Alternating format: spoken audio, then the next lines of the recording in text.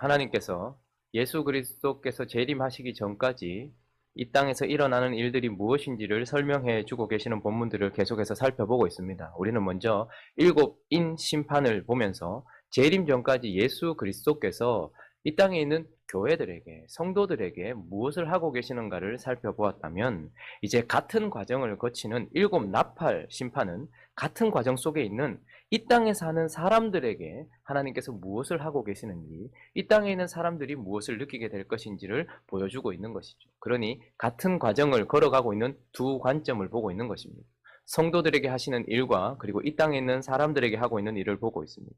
우리는 하나님께서 일곱 인 심판을 통하여서 성도들을 정결케 하시는 심판을 하고 계실 뿐만 아니라 그들을 보호하고 있다라는 것을 보았고, 이제 어제 말씀을 통하여서 하나님은 이 땅에 있는 사람들은 어떻게 해요? 그들이 죄악에 대한 심판을 실행하고 계시지만, 그러나 그것은 3분의 1, 그렇죠? 3분의 1 무엇입니까? 경고하고 계신다.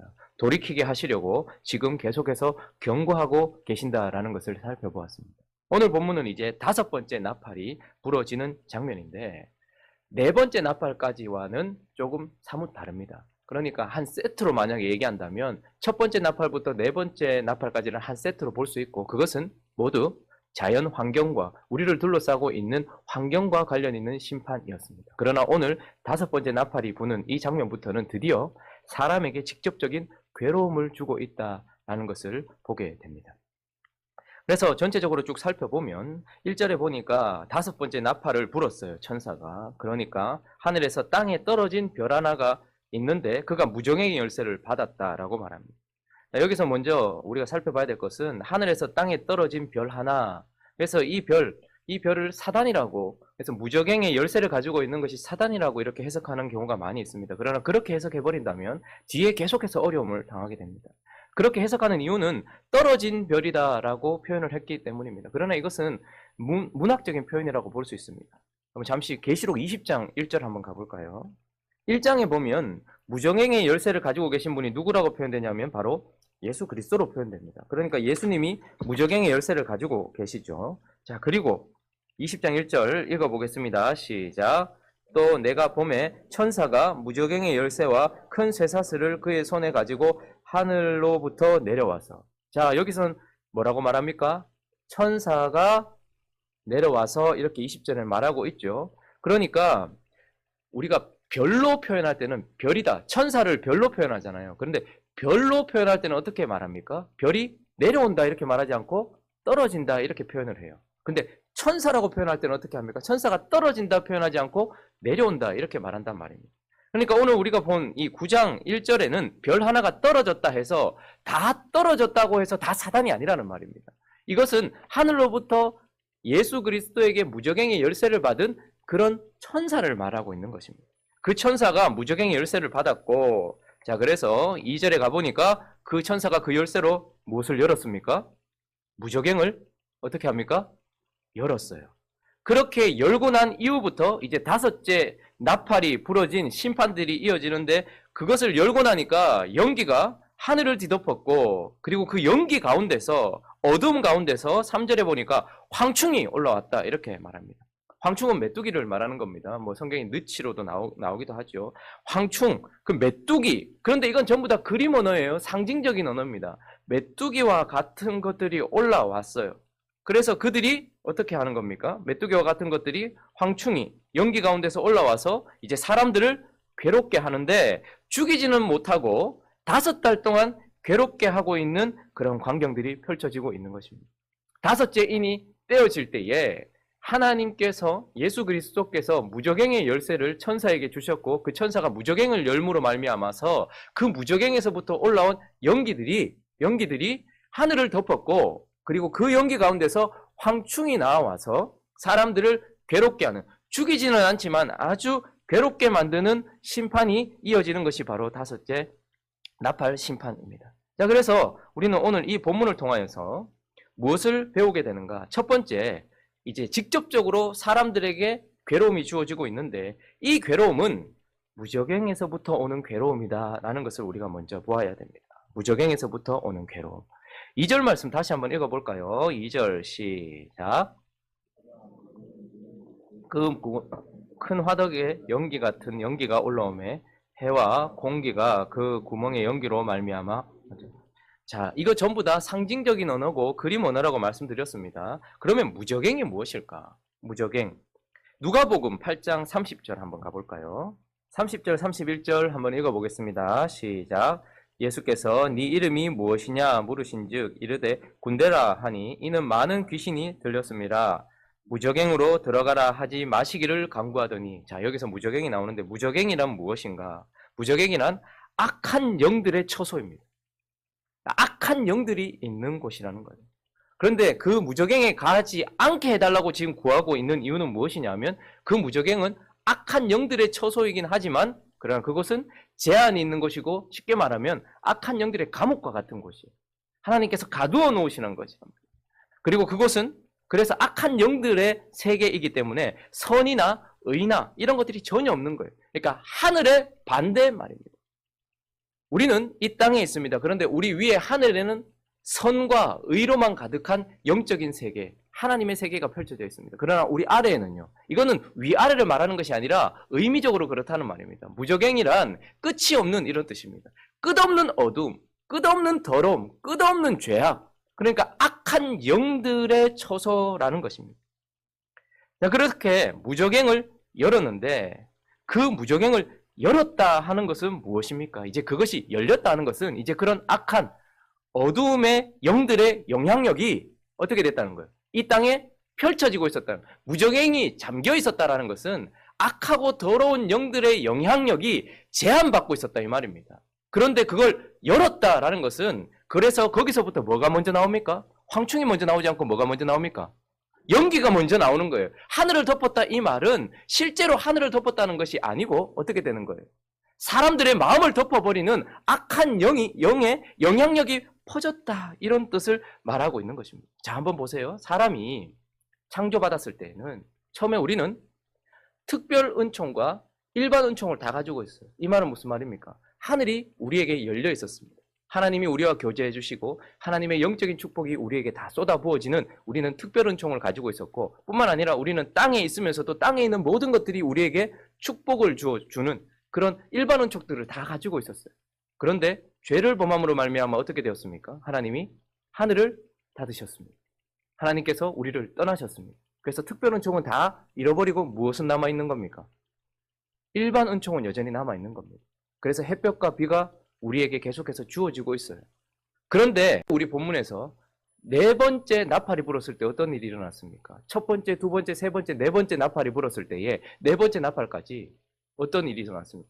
땅이 타격을 받았고 바다가 타격을 받았고 물샘들이 강들이 타격을 받았고 하늘 전체가 타격을 받았어요. 그러니까 일반 은총들이 어떻게 되고 있는 거예요? 제거되어지고 있다는 것이 보이십니까?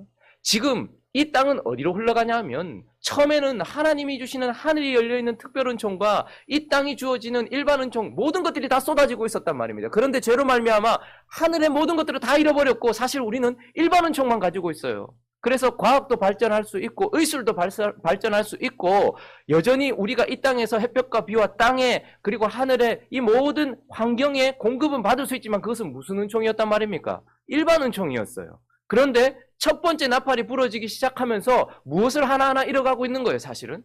그냥 단순히 환경이 오염되고 있다. 이게 아니라 하나님께서 우리에게 주고 계셨던 일반 은총들이 거두어지고 있다라는 것을 의미해요. 그런데 다섯째 나팔이 분 오늘 이 본문에서 무엇이 드러난 겁니까? 하나님은 잘못한 인생들에게 뭘 더하여 주신 것이 아니라 늘 빼셨습니다. 특별 은총을 빼셨고 일반 은총을 빼셨어요. 그런데 오늘 다섯째 이 나팔이 불어지는 순간 악한 영들의 영향력을 더하시는 거예요. 그러니까 더 저주가 임하고 있는 상황이 되어지는 것입니다. 이 악한 영들이 여전히 활동을 하고 있었지만 그러나 다섯째 나팔이 불기 전까지는 이렇게 극단적이고 이렇게 집단적이고 이렇게 심하게 활동하지는 않았었다는 말입니다. 그런데 지금 무저갱이 열림으로 말미암아서 악한 영의 그런 영향력들이 강력하게 세상을 지배하게 되었다. 그 영향력들이 오고 있다라는 것을 보게 되는 것입니다. 그래서 보면 먼저 연기로 말미암아 어두워졌다 이렇게 말합니다. 그러니까 영적인 어두움이 너무 심하게 찾아왔어요. 그런데 그 영적인 어두운 가운데서 3절에 보니까 황충이 연기 가운데로부터 나왔다라고 말합니다. 자, 7절부터 한번 보십시오. 7절부터 보면 이 황충들의 모양을 조금 자세히 설명해 놨는데, 황충들의 모양은 전쟁을 준비한 말과 같고, 그래서 뭔가를 이렇게 아주 권위 있어 보이죠. 근데 그 머리에는 금관이 아니고 금 같은 관 비슷한 것을 썼대요. 근데 얼핏 보면 금관을 썼다라고 하면 굉장히 권위 있어 보이고 따라가고 싶은 어떤 그런 뭔가 붙잡고 싶은 존재로 보이죠. 거기다가 얼굴은 무슨 얼굴 같대요? 사람 얼굴 같아요. 그러니까 전혀 저항성이나 어떤 이런 반감이 없어요. 거기다가 8절은 또 뭐라고 말합니까? 여자의 머리털 같은 머리털이. 이 말은 무엇입니까? 유혹적인 면이 있다는 거예요. 그러니까 영적인 어두운 가운데서 올라온 이 황충은 얼핏 보면 되게 권위 있어 보이고 반감이 생기지도 않고 유혹적인 면이 있어요. 그래서 따라갈 만한 존재란 말입니다. 그런데 좀 더 자세히 보니까 이를 싹 드러내면 어떤 이빨인 거예요? 사자 이빨인 거예요. 그런데 10절 또, 자 10절 읽어봅니다. 시작. 또 정갈과 같은 꼬리와 쏘는 살이 있어 그 꼬리에는 5달 동안 사람을 해하는 권세가 있더라. 자, 꼬리 끝에 가보니까 사람을 쏘는 활이 있는, 살이 있는 그런 존재라는 말이에요. 그러니까 이건 진짜 정갈, 황충을 얘기하는 게 아니에요. 황충의 특징은 무엇입니까? 언제나 심판을 상징해요. 이스라엘 백성들에게 심판을 상징하지만 황충은 황폐하게 만드는 심판을 말합니다. 황충이 지나가 버리고 나면 아무것도 남지 않아요. 아주 황폐하게 만드는 것입니다. 그리고 정갈은요, 쏘면 죽음과 같은 고통을 마지막에 주는 거예요.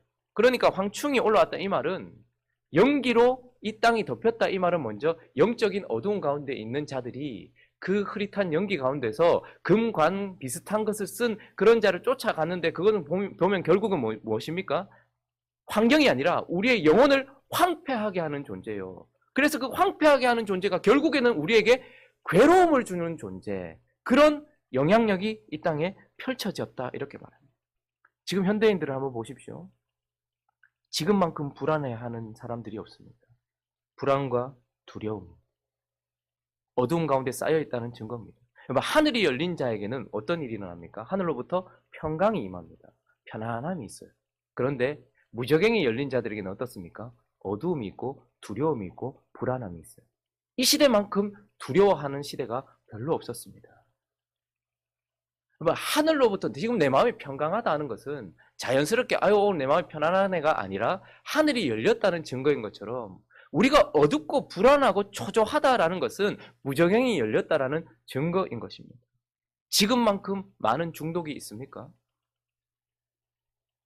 지금만큼 비정상적인 추구가 있냐 이 말입니다. 황충은 황폐하게 하고 끝이 없다. 무저갱이 열렸다는 끝이 없어요. 여러분, 지금만큼 이렇게 많은 채널들이 있는 TV 시대를 살고 있는 그런 시대가 있었습니까? 인터넷 매체가 이렇게 발전한 시대를 있었습니까? 그런데 그 모든 것들이 끝이 없는 것 같아요. 따라가 보면 만족도 없지만 결국 우리의 영혼을 황폐하게 만들고 있는 것이죠. 이 땅에 우리를 둘러싸고 있는 환경도 3분의 1을 타격받아서 지금 환경이 아주 더러운 것처럼 보이지만, 그런 우리의 영적인 환경을 한번 보시란 말입니다. 어두운 가운데서 사람들의 영혼을 황폐하는, 여러분이 TV를 하루 종일 보시든지 인터넷을 하루 종일 보시든지 핸드폰을 하루 종일 보셨을 때 우리의 영혼이 어떻게 되는가를 한번 보십시오. 무저갱과 같이 끊임없이 어둠과 황폐함으로 가고 결국은 우리가 어떻게 됩니까? 고통을 당하게 되는 거예요. 괴로움을 당하게 되는 것이죠. 지금만큼 정신질환자들이 많지 않습니다. 얼마나 많은 무저갱의 영향들이 지금 이 땅에 펼쳐지고 있는지. 이것은 단순히 그냥 발전했다 이게 아닙니다. 무저갱의 문이 열렸다라는 뜻입니다. 사람들은 그 어두운 가운데서 끊임없이 우리의 영혼을 황폐케 하는 그 황충의 영향을 받을 뿐만 아니라 결국 그 끝에 어떻게 되는 거예요? 그 끝에 정갈의 살에 쏘인 것처럼 괴로움을 당하게 되는, 그래서 이 괴로움은 무저갱에서부터 온 괴로움이다 이렇게 말하는 것이죠. 자, 그런데 또 이 본문을 통해서 우리가 한 가지 살펴볼 교훈이 있는데, 그것은 바로 이 교훈은 그러나 하나님의 철저한 통제 아래 있다는 것도 보여지고 있습니다. 자, 4절 말씀 한번 읽어볼까요? 4절, 5절 읽습니다. 시작.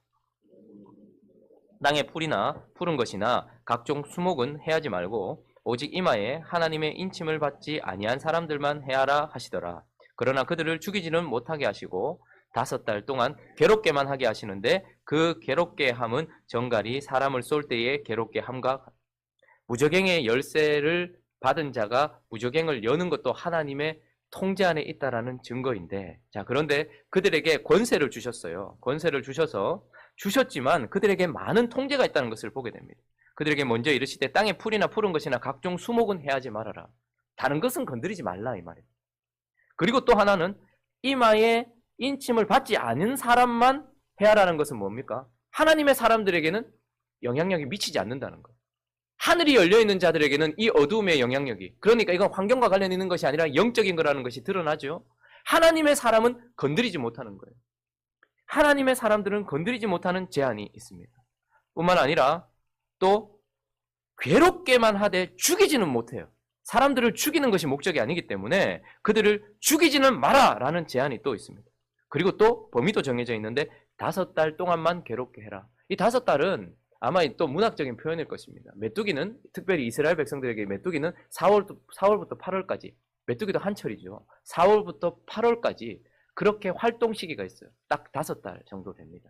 그러니까 이것은 꼭 5달을 말하는 것이 아니라 일정한 범위 안에서만 활동하게 하시는 것이겠죠. 하나님께서 그렇게 하게 하셨고, 또 하나 괴롭게 함은 전갈이 사람을 쏠 때에 괴롭게 함과 같이 하는. 그러니까 괴로움을 주되 그 괴로움에도 제한이 있어요. 어떤 괴로움을 주는 거예요?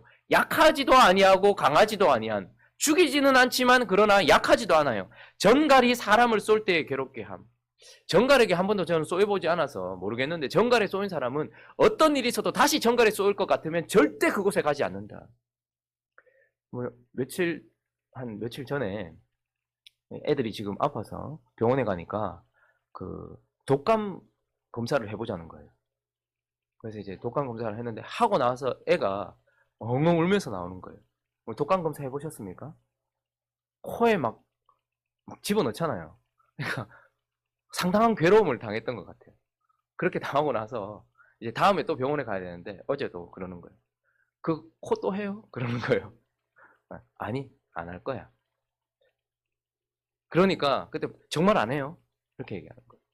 애가 아프니까 이제 밥도 잘 못 먹고 뭐 입 천장이 뭐 따가워요. 그래서 막 안 먹고 막 이러는데, 제가 그래서 너 이거 안 먹으면 선생님이 그래. 너 잘 먹어야 돼. 그리고 밖에 나갈 때 마스크 쓰고 따뜻하게 해야 돼. 근데 애가 아파도 별로 그런 것들에 신경을 쓰지 않잖아요. 밥 먹기 싫다고 밥 안 먹고 옷 따뜻하게 안 입고. 그런데 이제 그 얘기를 하는 거예요. 너 그러면 코 이것도 어떻게 행동이 바뀌는 거예요. 밥 먹을게요. 옷 따뜻하게 입을게요. 그럼 무슨 말입니까? 지금 이 제안은 하나님께서 이 땅에 사는 자들에게 직접적으로 괴로움을 주시지만 그 괴로움은 내가 다시는 이 괴로움을 당하지 않을 것이라면 무엇이든지 하겠다라는 마음을 바꿀 수 있는 괴로움인 것입니다. 하나님께서 이 땅에 있는 사람들에게 괴로움을 주시되 약해서 에이 뭐 그 정도야, 이 정도도 아니고, 그렇다고 해서 그 괴로움이 죽이지도 않아요. 그렇지만 그것은 정확하게 전갈이 사람을 쏠 때의 괴롭게 함과 같은 괴로움인 것입니다. 이 고통을 어떻게든 피하고 쉽게 만든 괴로움이고, 그리고 그것을 피할 수만 있다면 내가 무엇이든지 하고 내 마음을 바꿀 용의가 있을 만큼의 괴로움이라는 것입니다. 그래서 이제 세 번째 특징은, 이 괴로움은 결국 주님을 찾을 수 있는 기회를 주는 괴로움이다라는 것을 보게 되어지는 것입니다. 자, 11절 한번 보시겠습니까? 11절, 12절 읽어봅니다. 시작. 무저갱의 사자라. 히브리어로는 그 이름이 아바돈이요 헬라어로는 그 이름이 아볼루온이더라. 지금 이렇게 말하고 있습니다. 지금 그들이 괴로움을 당하고 있는데 그 괴로움을 주는 것은 어둠이요, 그 어둠 속에서 올라온 황충이에요. 근데 그 황충은 황폐하게 하지만 전갈의 권세를 가져서 꼬리에 그 침으로 말미암아 우리에게 괴로움을 주는 거예요. 그래서 먼저 어둠이 덮이고, 그리고 황폐하게 하는 황충이, 그리고 그 끝에 꼬리라는 말은 그 끝에 괴로움을 주는 것이죠. 그런데 그것을 보니까 여러분, 메뚜기는 왕이 없습니다. 그런데 보니까 그들에게는 왕이 있어요. 왕이 있다는 것을 보게 되는데 그 왕이 누구라고 말합니까? 무저갱의 사자. 히브리어로는 아바돈, 헬라어로는 아볼루온. 결국 이것은 무엇입니까? 아바돈, 아볼루온은 파괴자, 이런 뜻입니다.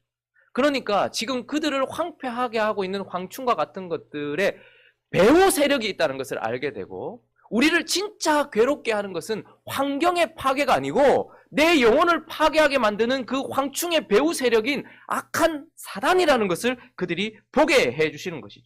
그래서 지금까지는 영적인 것에 전혀 관심이 없었던 그들에게 자신을 진정 괴롭히는 것은 영적인 존재구나 하는 것을 깨닫게 하시는 것입니다.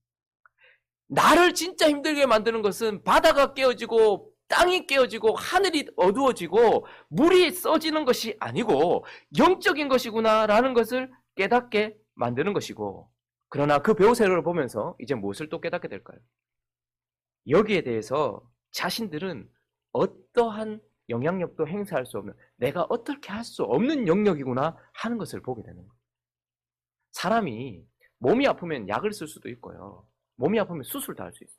근데 마음이 아프고 영혼이 아프면 어떻게 할 바를 알지 못해요.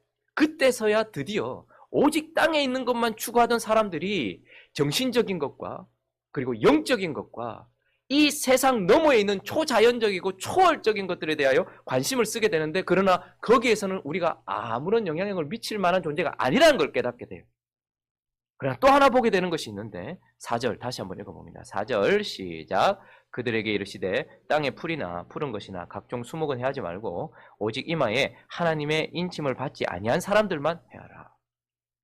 보니까 이런 괴로움을 당하고 있는데 똑같은 환경 속에서도 괴로움을 당하지 않는 자들이 있다라는 것을 보게 되는 거예요.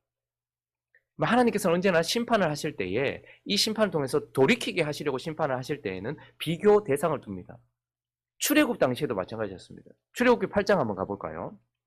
8장 21절 22절만 한번 읽어보죠. 제가 한번 읽어보겠습니다. 네가 만일 내 백성을 보내지 아니하면 내가 너와 내 신하와 내 백성과 내 집들에 파리떼를 보내리니 애굽 사람의 집집에 파리떼가 가득할 것이며 그들이 사는 땅에도 그러하리라. 22절 있습니다. 시작.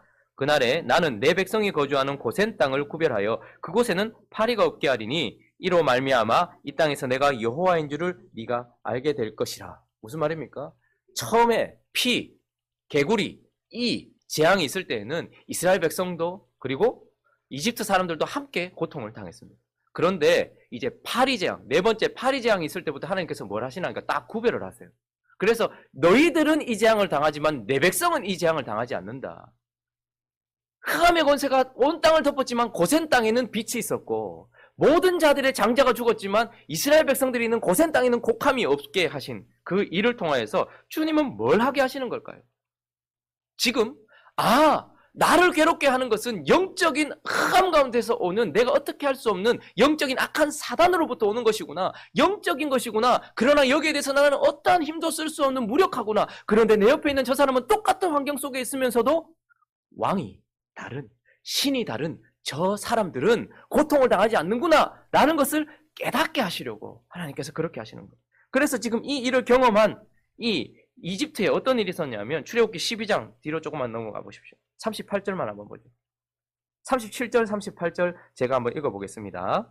이스라엘 자손이 람셋을 떠나서 숫곳에 이르니 유아 외에 보행하는 장정이 60만 가량이요 수많은 잡족과 양과 소와 심이 많은 가축이 그들과 함께 하였으며, 자 드디어 그들이 나왔어요. 탈출했단 말입니다. 근데 그때 이스라엘 자손들만 60만 가량이 있었던 것이 아니고 그곳에 38절에 뭐가 있다고 합니까? 수많은 잡족. 이들은 누굴까요?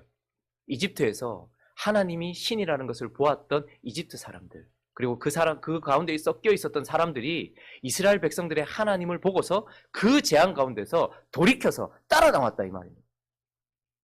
자, 그러면 이제 무슨 말입니까? 지금 이제 우리를 진정 괴롭히고 있는 것은 우리를 둘러싸고 있는 환경의 파괴, 이것도 우리를 괴롭히지만 그러나 우리를 진짜 괴롭히는 것은 부적행에서부터 오는 괴로움이고, 그 괴로움은 그러나 하나님께서 철저하게 통제하셔서 그들에게 어떻게 하는 거예요?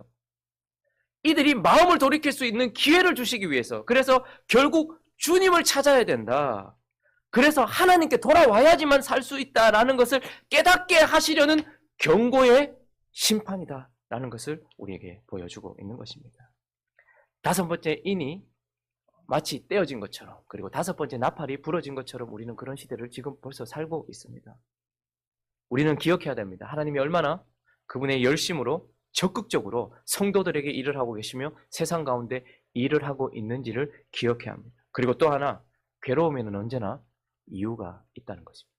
그리고 그 괴로움에는 언제나 사랑이 있다라는 것입니다. 성도들이 괴로움을 당한다면 그것에는 분명히 이유가 있고 그것에는 하나님의 사랑이 있습니다. 왜요? 이 땅 가운데서 우리를 지키기 위한 하나님의 사랑이 그곳에 드러나기 때문입니다. 이 세상 사람들에게도 괴로움이 있어요. 그러나 그 괴로움에도 이유가 있습니다. 그리고 그곳에서는 하나님의 사랑이 담겨 있습니다. 왜요? 그 괴로움을 통하여서 하나님께 돌이킬 수 있도록 달려가던 그 길을 멈춰서서 이 괴로움의 원인이 무엇이며 이것을 피하기 위해서는 어떻게 해야 되는지 샘플을 이 땅 가운데 그리스도인들을 두셔서 그것을 보게 하시면서 피할 기회를 주시기 위한 괴로움을 주고 계시는 것이라는 것입니다. 주님께서 지금도 일하고 계심을 기억하면서 하나님의 적극적인 일 가운데서 우리는 깨어서 하나님의 백성답게 살아가면서 그렇게 거룩한 삶 살아가는 저와 여러분 되시기를 예수 그리스도 이름으로 축원합니다. 같이 한번 기도하겠습니다. 5번째 나팔이 부러지던 그때에 직접적으로 이제 사람들에게 괴로움이 찾아왔습니다. 이 괴로움은 우리와 상관없는 먼 미래에 있는 괴로움이거나 이미 지나가 버린 괴로움이 아니라는 것을 보아야 합니다. 부적영이 열렸습니다. 악한 영들, 어둠의 영들의 영향력이 퍼져서 지금 역사하고 있습니다. 하나님은 거두어 가시는 것만이 아니라 이제 적극적으로 무엇인가 보내고 계십니다. 그래서 그 괴로움은 철저하게 이 괴로움을 피하고 싶을 만큼 어렵게 만들어서 결국 이 괴로움을 당하지 않는 그리스도인들을 보면서 그리스도인들의 머리가 되시는 예수 그리스도께 돌아오게 하려고 하는 심판이라는 것을 기억하면서 심판이기도 하고 그러나 기회를 주는 경고이기도 한 이 과정 속에 우리가 있다는 것을 기억하며 우리는 그래서 이런 자들이 당하고 있는 괴로움을 당하지 않는다는 것을 기억해야 됩니다. 주님을 주인 삼고 하늘이 열린 자들은 이런 괴로움을 당하지 않아요. 같은 매체를 보면서도 빠져들지 않습니다. 같이 핸드폰을 쓰면서도 같이 인터넷을 하면서도 같이 공유하고 있으면서도 우리는 그 무적행과 같은 괴로움을 당하지 않아야 되는 존재라는 것을 또한 기억하면서 살아가는 저와 여러분 되시기를 또 각자의 기도 제목들을 가지고 함께 기도하며 나갑니다. 기도하겠습니다.